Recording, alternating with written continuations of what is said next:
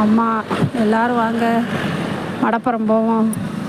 மடப்புறம் ஆத்தா பத்திரகாளியை பார்ப்போம். அந்த அம்மாவோட அருளை போய் வாங்குவோம். நானும் பக்கத்து வீட்டில் என் நாத்தனா மகா 3 பேர் போகிறோம். பையன் சின்ன பையனையும் கூட்டிக்கிட்டு 4 பேரும் மடப்புறம் அம்மாவை பார்க்க போகிறோம்.